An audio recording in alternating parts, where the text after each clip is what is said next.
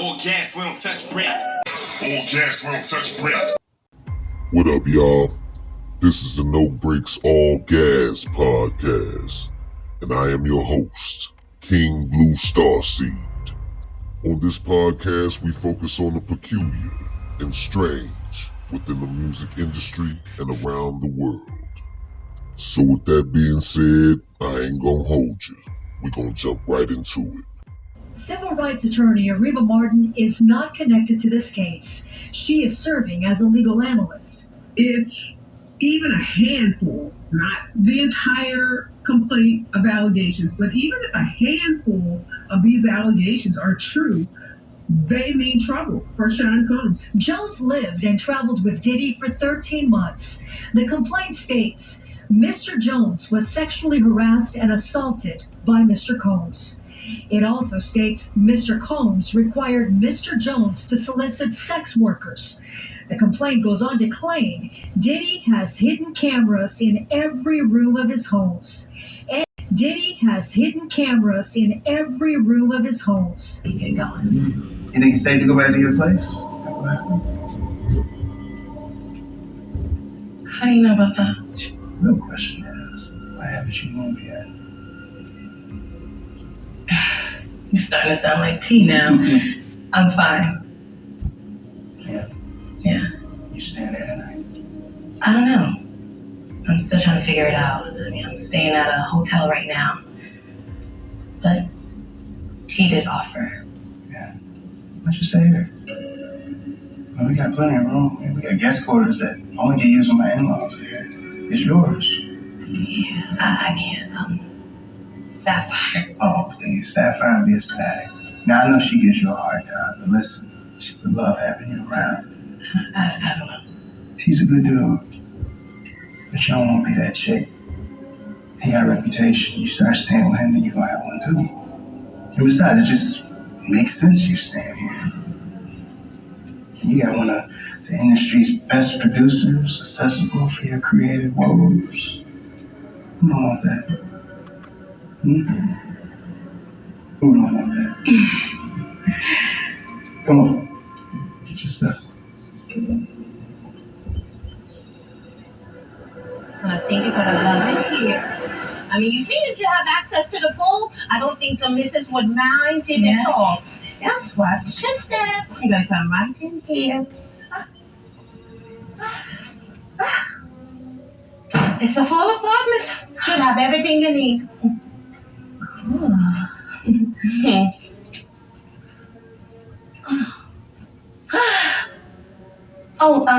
What about the locks on the door? There's a lot of locks on the outside.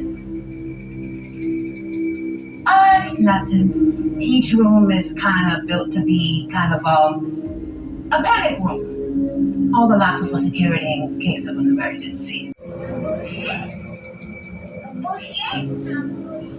Huh.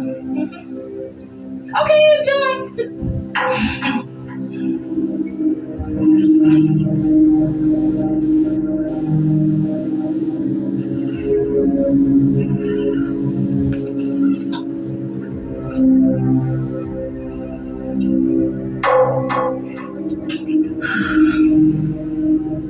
Oh, Dad, I'm turning home.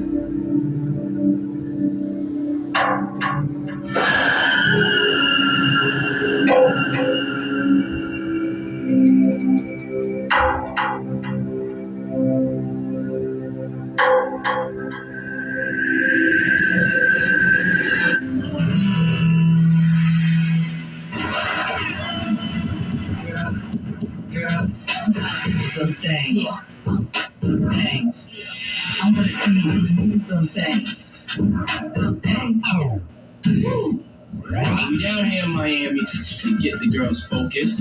And, yeah, bikinis, ladies. Yeah. Checking in the closet for my blue below suit. Piping all around it with the matching temples. Hop up in the wagon with the 20-inch shoes on. Oh. Hey, what's up, y'all? So I want to just spend some time with y'all. We're going to relax. We're going to turn up some music. Get some food out here.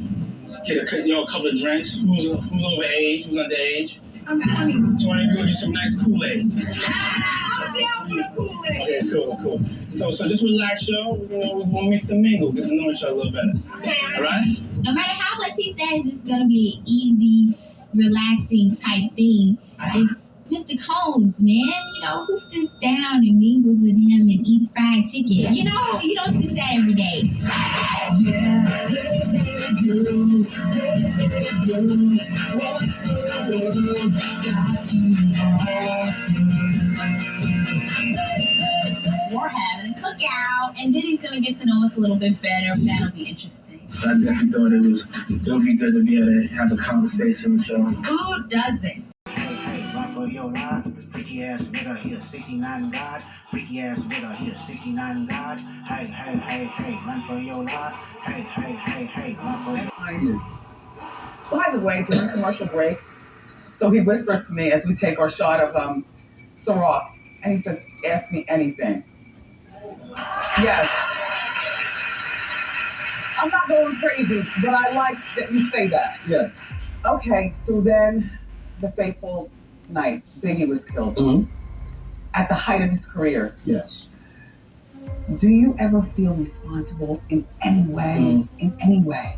I mean, the thing that I think I always feel some sort of, responsibility because I'm in this thing with him. You know what I'm saying? Mm-hmm. He's my artist, and he was supposed to go to London that night, and I let him talk me into, not going to London and staying in LA, and that that's something that really bothered me, throughout my life. Is sometimes you have to really go with that decision in your gut. And my gut, I was like, you need to get on the plane. But sometimes when you don't listen to your gut, and this is God's world, it's His plan. Yeah. But honestly, that's one of the things I regret, and I'm making sure that he went to London. So you brought CJ out, Biggie's son, Mm-hmm. at the awards. What does he call you? Does he call you Uncle Pop? Yeah. Uncle, He calls me Unc. Yeah. Mm-hmm. So cute. Who idea was it, man, for Biggie to go to LA so soon, knowing that Tupac got killed 6 months earlier? The award show season was up. We had to go out there to participate in that. We had records that were nominated. We were a budding, launching company that already launched and we were successful. We could not go. But Biggie did have an inconvenience. He had a car accident. I think it was in Brooklyn, maybe downtown Brooklyn.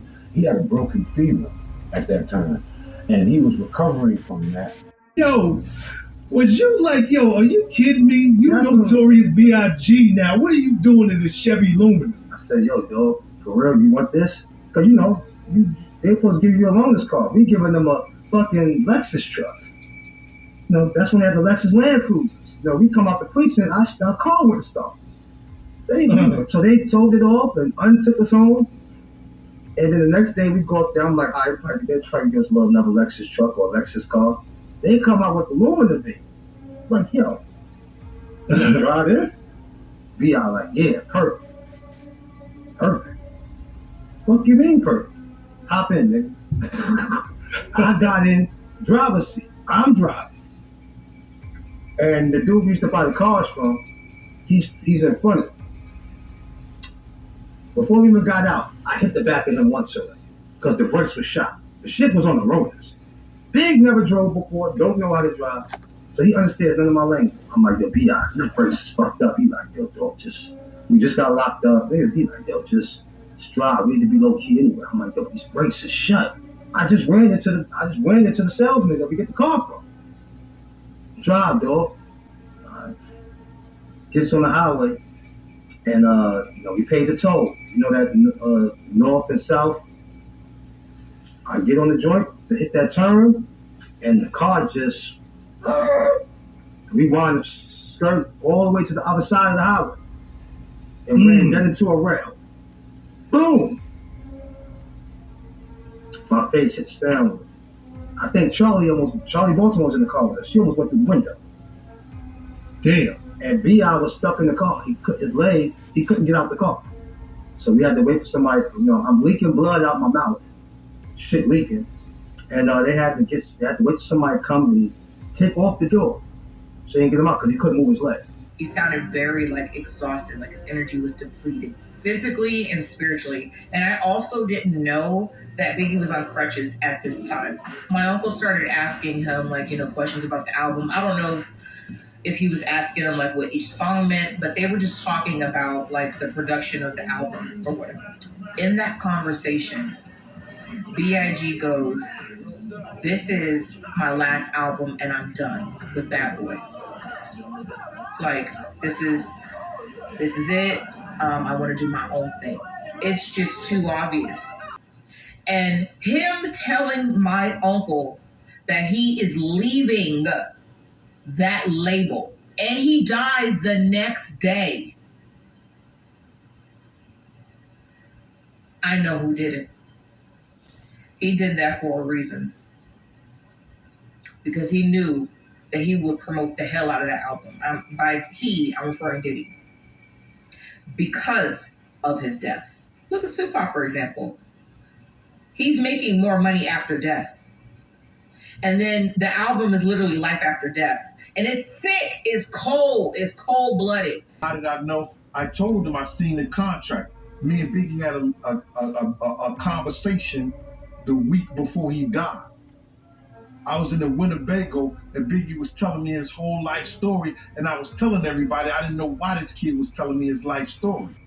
It's something that he had to feel. It's something that he had to know for him to sit there and tell me the stuff that he told me, bro. You understand? He wanted his marketing and his publishing back. That he said that the management that he had at the time, Mark Pitts and Wayne Barrows, who were Puff friends, basically talked him into selling his publishing to Puff. You know? You love my demo? Thank you. Yes. T-Sean did tell me that he was going to pass it along, but... Really? Wait, are you serious? No, I would love that. Okay, bye. What? What are you talking about?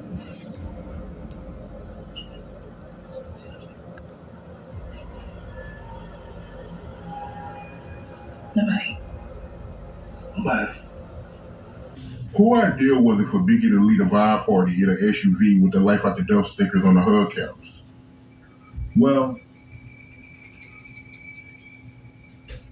I don't know if Big came over to Andre Harrell with that on his car, but Puff didn't have it on his car.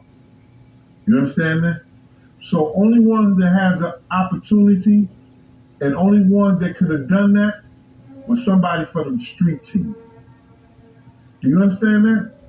And they are put up to do certain things. And when I never knew it myself, and I didn't know it that night, that those stickers was on the car. I didn't know that till years later.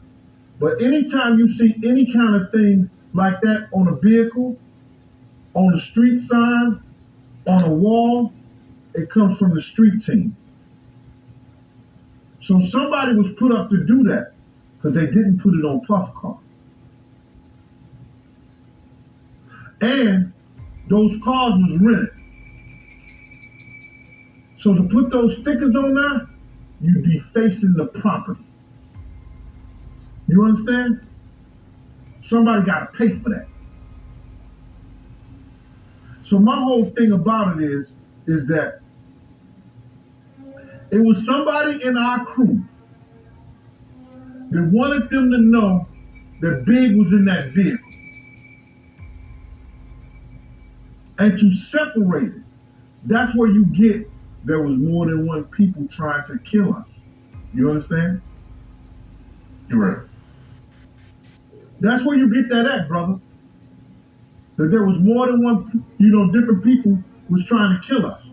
Because somebody wanted to know, yo, if y'all gonna get Big, here go the car with the stickers on it.